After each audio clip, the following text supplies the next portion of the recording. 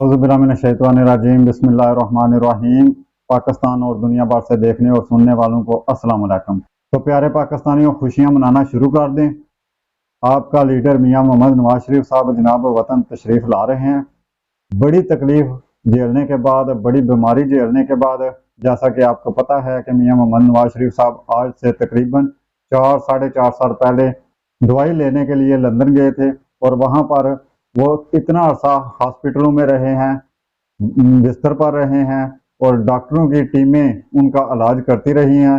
और डॉक्टरों की बड़ी मेहनत के बाद, इतना अरसा हॉस्पिटल में रहने के बाद, इतनी देर बिस्तर पर रहने के बाद अब अल्हम्दुलिल्लाह मियां मोहम्मद नवाज शरीफ साहब सेहत की तरफ पेशरफ्त कर रहे हैं और अगले महीने तक वो बिल्कुल ठीक ठाक हो जाएंगे और इंशाअल्लाह ताला वतन वापस आ जाएंगे।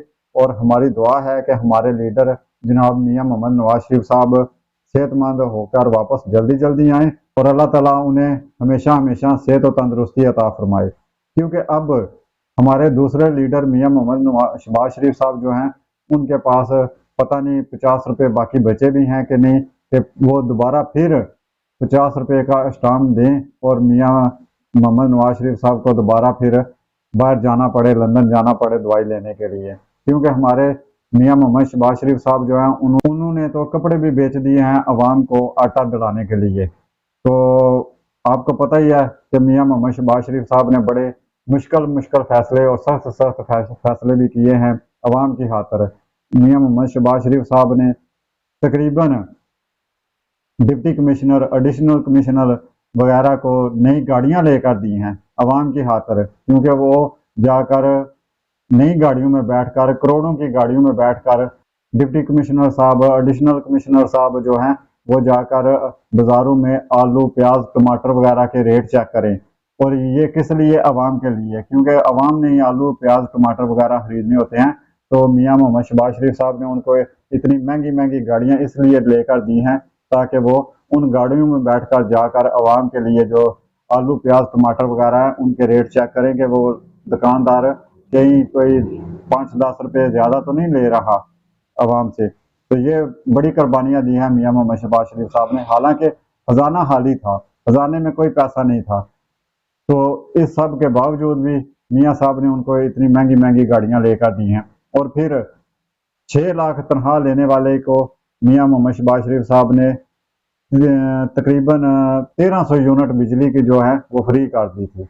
और ये भी अवाम के लिए, क्योंकि वो लोग जो है वो अवाम की खिदमत कर रहे हैं, अवाम के लिए वो काम कर रहे हैं, दिन रात मेहनत कर रहे हैं और उनको 1300 यूनिट जो है वो फ्री देनी पड़ती थी। तो मियां मोहम्मद शहबाज शरीफ साहब ने इतने बड़े बड़े काम किए हैं अवाम के लिए। बेशक 600 दिहाड़ी लेने वाले को बिजली की यूनिट जो है वो तकरीबन 50 रुपये से भी बढ़ गई है।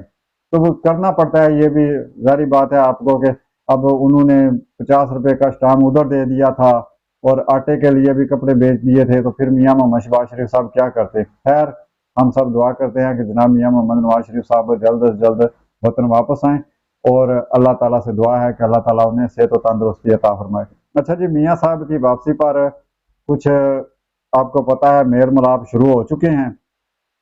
मिलन गिलन का सिलसिला जड़ा वो चल पिया है। तो उसमें कुछ उनकी जो टीमें हैं, लीगल टीमें वगैरह जो हैं, उनकी जो वकील जो हैं, उन्होंने भी अपने अपने बयान दिए हैं और बड़े दिलचस्प बयान हैं। उस पर हम बात करते हैं। लंदन में गुज़िश्ता रोज मुस्लिम लीग नून के हेडक्वार्टर स्टेन होप हाउस में मुलाकातों का सिलसिला जारी है, जहां पार्टी के आला क़यादत ने नवाज शरीफ की पाकिस्तान वापसी के मनसूबा बंदी से कबल अपनी कानूनी टीम के अहम अरकान से मशावरत की है। जारी गाल मशावरत वगैरह शुरू हो गया। आज़म नज़ीर तारड़ से सहाफ़ियों ने सवाल किया कि क्या सुप्रीम कोर्ट की जानब से नैब तरमीम को कालादम करार देने के बाद नवाज शरीफ की वापसी पर दोबारा गौर किया जाएगा। जवाब में उन्होंने सहाफ़ियों को बताया कि सुप्रीम कोर्ट के फैसले का मियां साहब की वापसी से कोई तल्लुक़ नहीं है, बिल्कुल कोई नहीं। हाल ही में ओहदे से सबकदोश होने वाले chief justice of Pakistan Umar Ata Bandial की रिटायरमेंट पर तबसरा करते हुए उनका कहना था कि मुल्क की बार एसोसिएशन के रद्द अमल के बाद ऐसा और कहने के लिए क्या रह गया है। انہوں نے عدلیہ میں جانبداری کے بارے میں ایک سوال کے جواب میں کہا کہ مجھے یقین ہے کہ کچھ ججوں نے آئین پر اپنے حلف کا احترام کیا ہے اور کچھ نے غلطیاں کی ہیں۔ جی بالکل، کچھ ججوں نے آئین پر اپنے حلف کا احترام کیا اور کچھ نے غلطیاں کی ہیں۔ ظاہری بات ہے جن لوگوں نے غلطیاں کی ہیں ان کی سب سے بڑی بڑی غلطیاں یہ ہیں کہ جو بھی آپ کے خلاف مطلب کہ جو بھی خلاف فیصلہ دے دے وہ غلط ہے، اور جو حق میں فیصلہ دے دے وہ ٹھیک ہے، جو دوسرے کو مطلب کہ مخالف کو ٹنگ کے رکھ دے وہ ٹھیک ہے۔ اور اگر کوئی آئینی اور قانونی طریقے سے مخالف کو کوئی ریلیف دے دے، مطلب کہ کسی کی کوئی ضمانت منظور کر دے، کوئی لٹر پٹر کوئی یہو جہا کم کر دے، وہ غلط ہے۔